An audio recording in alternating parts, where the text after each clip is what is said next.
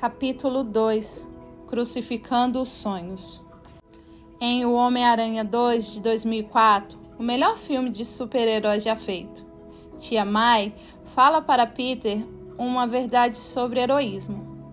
Devido à crise de identidade, ele estava perdendo seus poderes e voltando a viver uma vida normal. Ela diz: "Eu acredito que existe um herói em todos nós, que nos mantém honestos, que nos dá força, nos enobrece e nos permite morrer com orgulho, ainda que às vezes tenhamos que ser firmes e desistir daquilo que mais queremos, até dos nossos sonhos."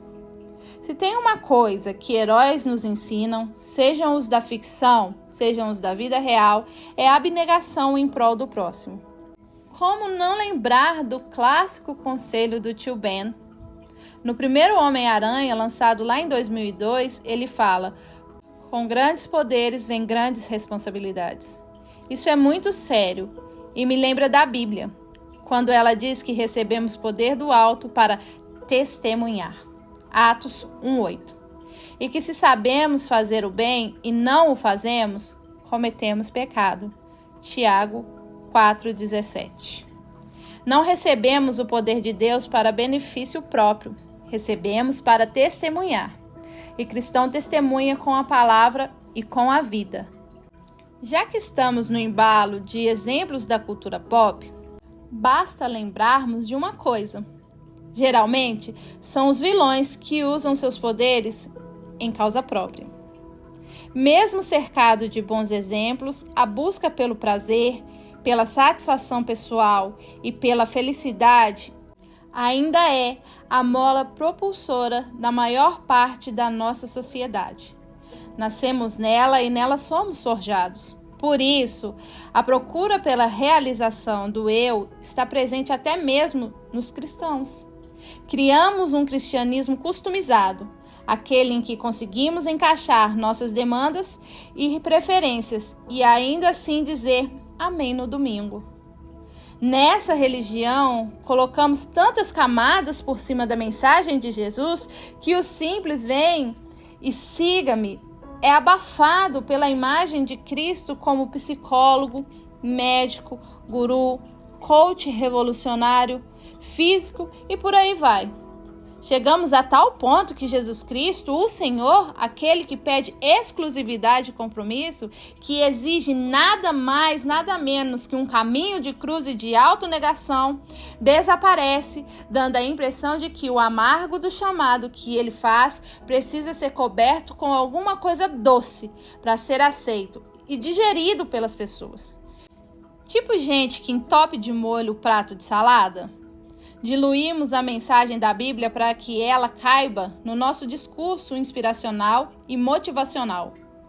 E pensamos textos de seus contextos para, em nome da teologia Good Vibes, tornar o discurso de Jesus mais atrativo para o público. Parker foi na veia. A ambição na vida de muitos cristãos parece limitada a edificar um bom lar cristão de classe média, fazer alguns bons amigos cristãos de classe média, criar o filho com boas maneiras cristãs de classe média e deixar o marginalizado pela comunidade, cristão ou não, se virar da melhor forma que puder. Entendo que a verdade bíblica afirma que Jesus Cristo morreu em meu lugar, não para que eu me sinta bem e seja salvo, mas para que eu seja salvo e servo. Ele não morreu na cruz por causa das nossas frustrações e decepções, mas por causa do nosso pecado. O propósito de Cristo pendurado no madeiro é a transformação de pessoas espiritualmente mortas em pessoas verdadeiramente vivas, que hajam para a glória de Deus. Nas palavras de Phillips, embora a salvação venha ao encontro da mais profunda necessidade do homem, essa ideia humanista de fazer uma coisa em favor do bem-estar da pessoa ignora completamente a razão fundamental pela qual Cristo morreu na cruz. Deus concede a salvação aos homens principalmente para trazer glória a Ele, por meio de um povo que tem o caráter do seu Filho. Efésios 1:12. A glória de Deus é mais importante do que o bem-estar do homem. Isaías 43:7. Veja bem, eu não pretendo ser insensível. Creio que a mensagem bíblica conforta os corações. Inclusive, diferente de outros pensadores que também falaram mensagens de conforto, Jesus convidou os cansados e sobrecarregados para estarem em sua companhia. Mateus 11:28. Cristo andou por essa terra curando as pessoas e confortando-as em suas dores. O problema é reduzir a mensagem de Jesus a isso. Tem muita gente se dizendo cristã e não saindo desse estágio de coitadismo. Temos que amadurecer. Ler também o versículo 29 de Mateus 11 e entender que a Bíblia não é sobre as nossas dores, é sobre Jesus e a vontade do Pai. Estar em missão com Cristo é aprender dele e sim, ter paz na alma. Mas sem esquecer que ele também diz: tome sobre vocês o meu jugo. O jugo era uma estrutura de madeira que unia dois animais para carregarem uma carga. Ou seja, tomar o jugo significa sujeitar-se. Logo, tomar o jugo de Jesus significa tornar-se seu discípulo e participante da sua missão. Aí eu faço a pergunta: você acha que todo esse investimento de Deus, enviando seu Filho para morrer em nosso lugar e assim possibilitando que nós, seres humanos, mortos por causa dos nossos pecados, tivéssemos vida? Efésios 2:4. É para que fiquemos preocupados com os nossos sonhos, planos de carreira e realizações? Eu penso que não. Paulo fala aos Efésios: pois somos obra-prima de Deus, criados em Cristo Jesus, a fim de realizarmos as boas obras que Ele, de antemão, planejou para nós. Efésios 2:10. Ou seja, Deus tem sim planos e sonhos para nós, mas eles dizem respeito à sua obra e missão na terra e à maneira com que somos encaixados nessa tarefa. Quando Paulo afirma em Romanos 8:28 que Deus faz todas as coisas cooperarem para o bem daqueles que o amam e que são chamados de acordo com o seu propósito, ele está reforçando a seguinte ideia: tudo coopera, tanto as coisas boas como as ruins, para que a gente trabalhe a nossa salvação com temor e tremor e desenvolva o nosso chamado. E que chamado é esse? Viver as boas novas. Nossos sonhos na Via Crucis? Caminhar com Jesus é perder a própria vida. Confira Mateus 16, 24-25. Então Jesus disse a seus discípulos: se alguém quer ser meu seguidor, negue a si mesmo, tome sua cruz e siga-me. Se tentar se apegar à sua vida, irá perdê-la, mas se abrir mão de sua vida por minha causa, a encontrará. Não tem como suavizar essas palavras. A vida com Jesus é uma espécie de sentença de morte ao ego. Por morte do meu eu, quero dizer a transformação dele, a ressignificação de quem eu sou. Experimentamos algo tão extraordinário que a Bíblia usa termos como nascer de novo e nova criatura, para se referir a essa transformação.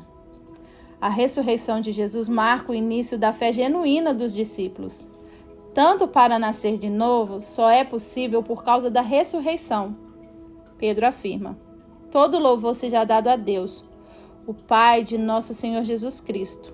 Por sua grande misericórdia, Ele nos fez nascer de novo, por meio da ressurreição de Jesus Cristo, dentre os mortos. Agora temos uma viva esperança. 1 Pedro 1:3. Ao aniquilar o poder da morte, Cristo possibilitou a vida eterna aos que nascerem nele. A esperança viva habita nos discípulos regenerados. Ele sabe que todos os sofrimentos e perseguições que atualmente os assolam não serão a palavra final em sua vida, pois Jesus trilhou o mesmo caminho, sofreu até a morte, mas ressuscitou, garantindo assim o mesmo destino para os seus. A regeneração já é a vida do porvir, invadindo os crentes aqui e agora. Berkhoff definiu regeneração como a obra criadora de Deus que produz vida nova, pela qual o ser humano vivificado com Cristo pode ser chamado de nova criatura. Somente alguém que foi feito de novo pode entender e obedecer a Deus e a sua palavra. Só os nascidos do Espírito entendem das coisas espirituais e estão aptos para responderem o chamado divino. Piper disse: o primeiro efeito desse novo nascimento é que vemos e recebemos Deus, o seu Filho, a sua obra e a sua vontade como extremamente belos e valiosos. Isso é fé. Essa fé vence o mundo, ou seja, vence o poder escravizante do mundo em ser o nosso tesouro supremo. Somos livres para obedecer com alegria. A sedução do mundo é justamente nos fazer acreditar que precisamos atender primeiro às nossas necessidades para depois, quem sabe, atender às do próximo.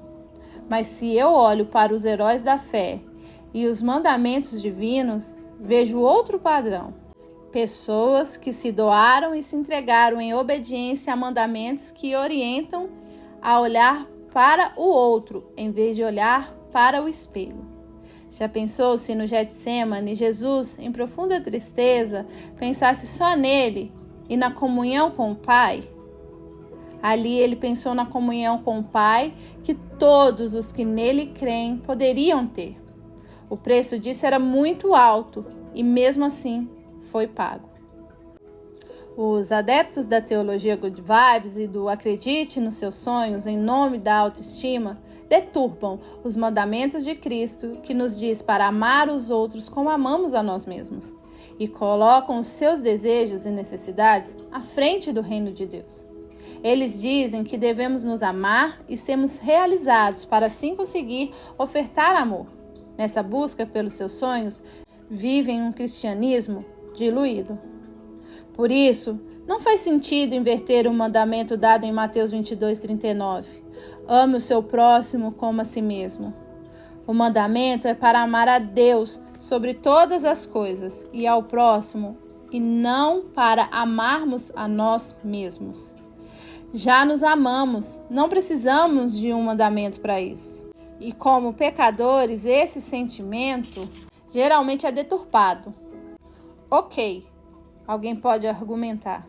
Existem pessoas que não se amam, levam uma vida sem perspectiva, sem meta e sonhos.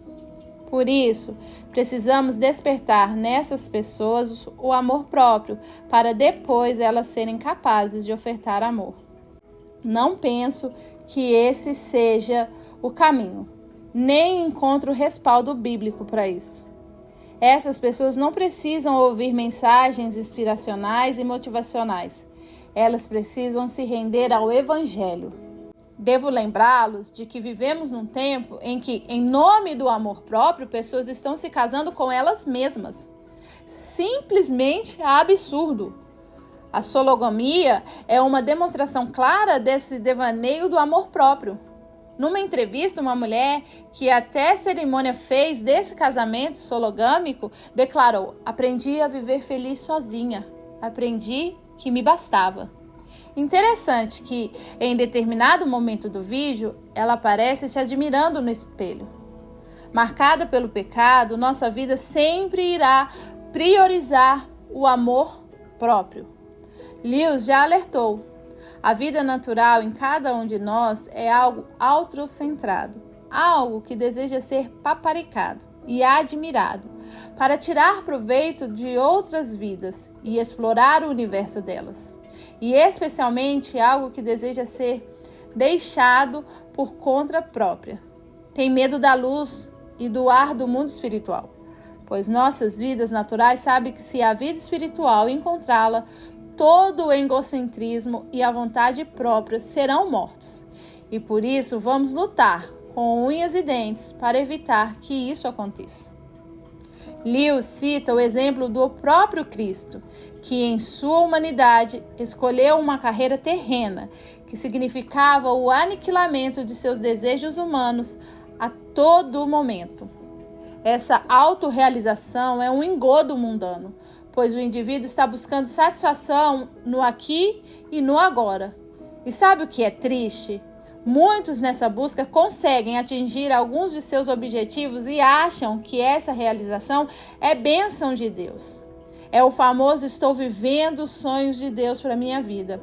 Autorrealização. Autoestima, auto isso, auto aquilo, não fecham com o que Deus pede em sua palavra. Esse é o problema da autoestima, seja ela baixa, seja ela alta. Queremos curá-la com orgulho ou com aplausos.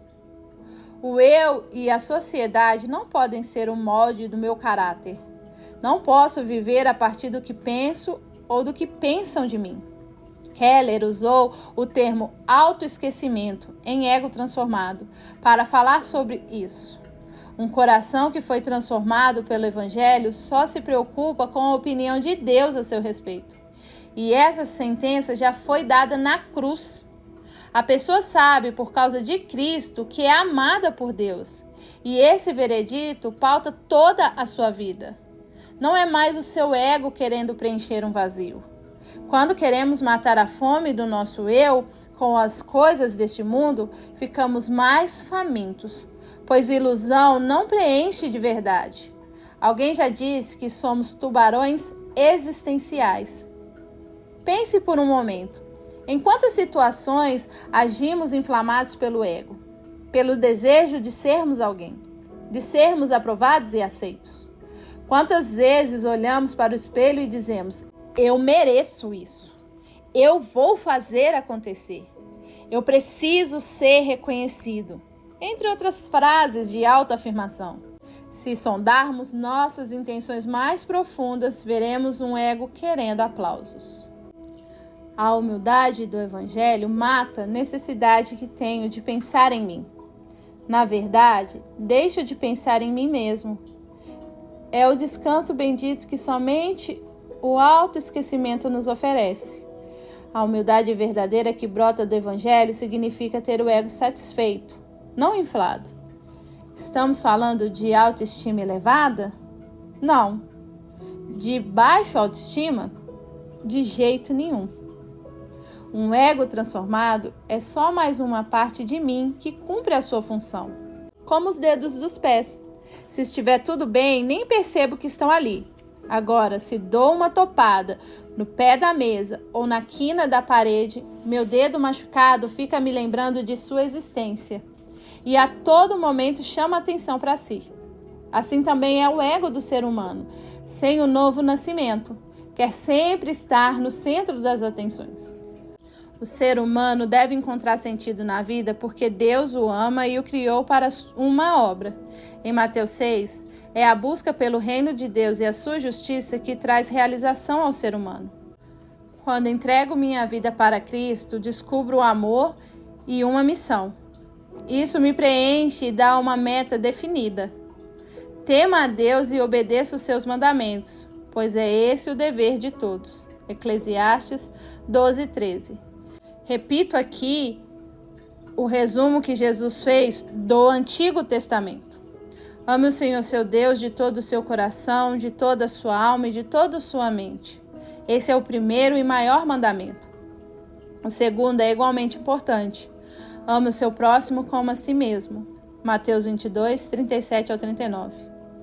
Leia o que Paulo escreveu aos Coríntios. Ele morreu por todos, para que os que recebem sua nova vida não vivam para si mesmos, mas para Cristo, que morreu e ressuscitou por eles. 2 Coríntios 5:15. Não viver para si mesmo é auto-esquecer-se.